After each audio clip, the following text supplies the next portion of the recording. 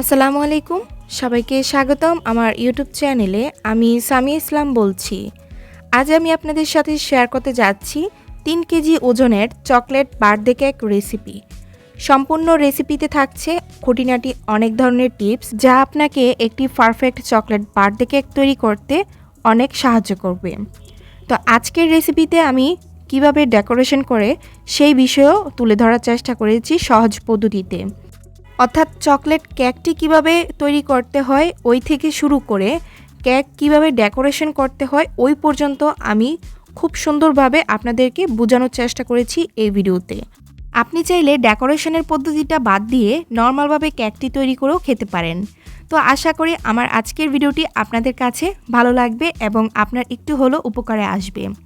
আর আমার রেসিপিগুলো যদি আপনাদের কাছে ভালো লেগে থাকে তাহলে প্লিজ আমার চ্যানেলটি সাবস্ক্রাইব করে আমাকে সাপোর্ট করবেন।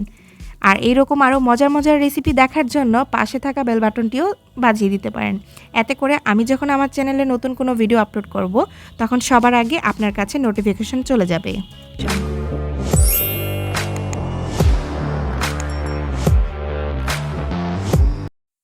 সবার প্রথমে পরিষ্কার একটি হাঁড়ির উপর চালনি বসিয়ে এর মধ্যে 2 কাপ ময়দা দিয়ে দিয়েছি। সাথে দিয়ে দিব বেকিং পাউডার। এখানে স্ক্রিনে যে ব্র্যান্ডটি দেখতে পাচ্ছেন ওই ব্র্যান্ডের বেকিং পাউডার দিয়ে দিচ্ছি 2 চা চামচ। তারপর দিয়ে দিচ্ছি লবণ প্রায় 1 চামচের 4 ভাগের 1 ভাগ। তারপর চেলে নিচ্ছি। একটু চেলে নিয়ে আমি এর মধ্যে ক্যাডবেরি কোকো পাউডার দিয়ে দিচ্ছি 2 টেবিল চামচ। এখন এই সবগুলো উপকরণ খুব ভালোভাবে চেলে নিব। যদি আপনার কাছে সময় থাকে সেক্ষেত্রে আরও একবার চেলে নেওয়ার চেষ্টা করবেন। এখন অন্য একটি পাত্রে আমি এখানে ডিমের কুসুম এবং সাদা অংশ আলাদা করে নিয়েছি। আমি আজকে 10টি ডিম দিয়ে এই কেকটি তৈরি করব। ডিমের সাইজগুলো ছোট ছিল যার কারণে এখানে 10টি প্রয়োজন হয়েছে। আপনি যদি মাঝারি সাইজের ডিম নিয়ে থাকেন সেক্ষেত্রে 8টি দিয়েও হবে। চিনি দিয়ে দিয়েছি 1.5 কাপ। এখন ডিমের সাদা অংশটাকে চিনির সঙ্গে ভালোভাবে মিশিয়ে ফোম করে নিব। এখানে বিটারের স্পিডটা প্রথম অবস্থায় হাইয়ে দিয়ে এই বিটটা করে নেবেন, অর্থাৎ ফোমটা করে নেবেন। তারপর আস্তে আস্তে লতে এনে নিলেও চলবে। ফোম করার এক পর্যায়ে যখন দেখবেন একদম ফোমগুলো সোজা হয়ে আছে, ওই পর্যায়ে বুঝে নেবেন যে এখানে ফোম করা হয়ে গিয়েছে, অর্থাৎ ফোমটা পারফেক্ট হয়েছে। এখন আমি এই পর্যায়ে ডিমের কুসুমগুলো দিয়ে দিচ্ছি। সাথে দিয়ে দিচ্ছি চকলেট পেস্ট অথবা চকলেট গানাশ 1 চা চামচ। তেল দিয়ে দিয়েছি 1 কাপ। এই সবগুলো উপকরণ ফোমের সঙ্গে ভালোভাবে মিশিয়ে নেব। এই পর্যায়ে ইলেকট্রিক বিটারের স্পিডটা কমে রাখলেও চলবে। আর এই মিশ্রণটি তৈরি করার সময় অবশ্যই আপনাকে বড় কোনো পাত্র নিতে হবে। আমি এখানে বড় পাত্র না থাকায় একটি পরিষ্কার হাঁড়ি ব্যবহার করেছি। এখন আমি 1/3 কাপ একটি কাপের মধ্যে 3 টেবিল চামচ গুঁড়ো দুধ মিশিয়ে এর মধ্যে পানি দিয়ে দিয়েছি 1/3 কাপ। এখন দুধ পানি একসঙ্গে ভালোভাবে মিশিয়ে আমি এখানে দিয়ে দিচ্ছি। এতে করে খুব সুন্দর একটি ফ্লেভার আসবে আর কেকটি খেতেও মজা হবে।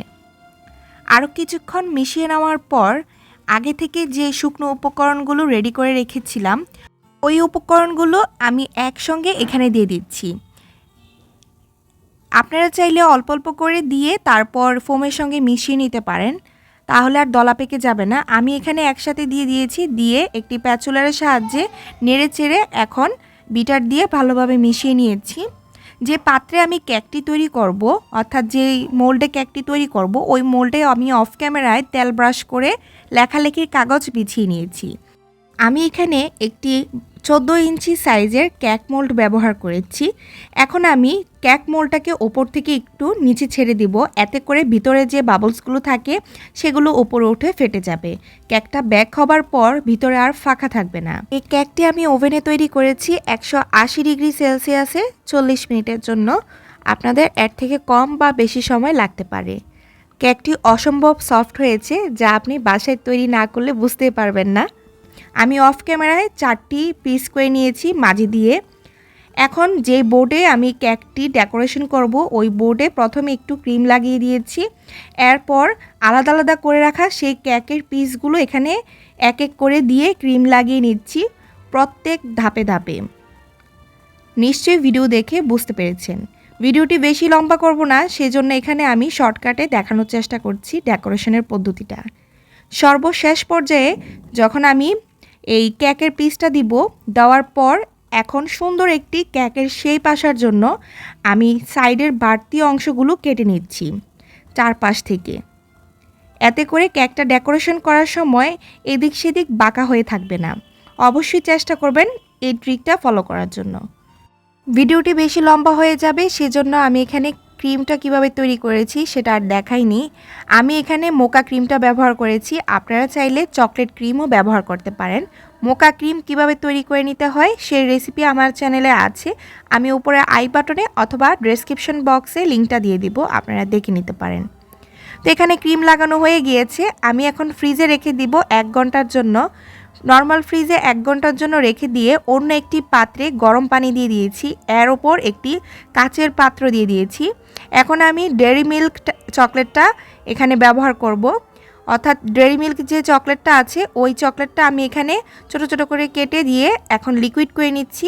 লিকুইড করা হয়ে গেলে এরপর 1 চা চামচ পানি দিয়ে এই চকলেটের সঙ্গে মিশিয়ে নিচ্ছি। মিশিয়ে নিয়ে কিছুক্ষণের জন্য ঠান্ডা হতে রেখে দিব।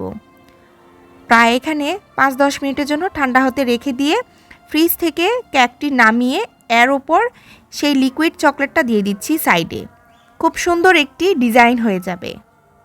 চকলেট লিকুইডটা ঠান্ডা করে দেওয়ার কারণ হচ্ছে আপনি যদি গরম থাকা অবস্থায় এখানে ব্যবহার করেন সেক্ষেত্রে ক্রিমটা গলে যাবে এবং দেখতে সুন্দর হবে না। আর ফ্রিজে কেকটা রাখার ফলে যদিও চকলেট লিকুইডটা গরম থাকে আর কেকটা ঠান্ডা থাকার কারণে ক্রিমটা আর গলাতে পারবে না এবং চকলেটটা আর গলবে না। কেকটি ডেকোরেশন করার জন্য যে ফুলটি করব তার জন্য আমি এখানে 1M নোজল নিয়ে নিয়েছি। এখন এই নোজল দিয়ে আমি কেকের চারপাশে ফুল তুলে নিচ্ছি।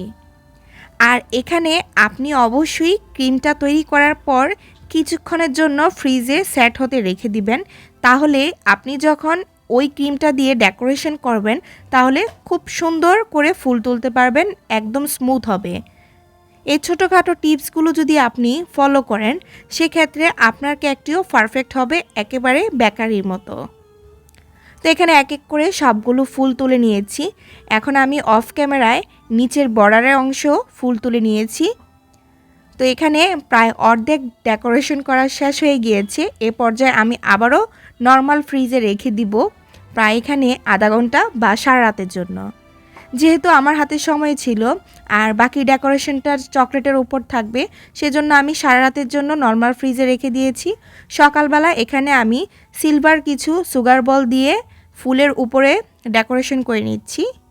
এখানে আমি কয়েক ধরনের চকলেট দিয়ে ডেকোরেশন করব। প্রথম অবস্থায় ডেয়ারি মিল্ক সিল্ক ওরিও চকলেটটা দিয়ে ডেকোরেশন করব।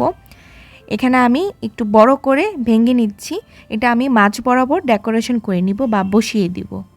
তারপর ডেকোরেশনের জন্য আরও নিয়ে নিচ্ছি ওরিও বিস্কিটটা, যার মূল্য হচ্ছে 110 টাকা। কেকের চারপাশে বসিয়ে দিব, দেখতে খুবই সুন্দর লাগবে এবং লোভনীয় হবে। এখানে চারপাশে বসিয়ে দিচ্ছি। তারপর চকলেটগুলো দিয়ে দিব। আমি এখানে মাঝে কিছু চকলেটের গুঁড়ো দিয়ে দিচ্ছি। গ্রেটার দিয়ে আমি চকলেটটাকে গুঁড়ো করে তারপর এখানে দিয়ে দিয়েছি। ডেয়ারি মিল্ক সিল্ক ওরিও যে চকলেটটা ভেঙে নিয়েছিলাম ওইগুলো আমি মাঝে দিয়ে দিয়েছি। আর এখন আমি ডেয়ারি মিল্ক সিল্ক যে চকলেটটা আছে ছোট প্যাকেটের ওইগুলো ছোট ছোট করে টুকরো করে চকলেটের মাঝ বরাবর পাশাপাশি করে আমি বসিয়ে দিয়েছি। এরপর ছোট্ট একটি গোল্ডেন বাটারফ্লাই দিয়ে আমি এই কেকটি ডেকোরেশন সমাপ্ত করেছি। তো কেমন হয়েছে আমার আজকের ডেকোরেশনটি এবং কেক রেসিপিটি তা জানাতে ভুলবেন না। আশা করি আপনার বাসার সবাই এই কেকটি যদি তৈরি করেন তাহলে খুবই পছন্দ করবে। দেখতে যেমন লোভনীয়, খেতেও তেমন মজার। এছাড়াও আমার চ্যানেলে আরও অনেক ধরনের কেক রেসিপি আছে। চায়ের কাপে মেপে কিভাবে চুলায় কেক তৈরি করতে হয় সেই রেসিপিও আছে, আমি উপরে আই বাটনে দিয়ে দিব বা ডেসক্রিপশন বক্সে আপনারা ক্লিক করে দেখে নেবেন।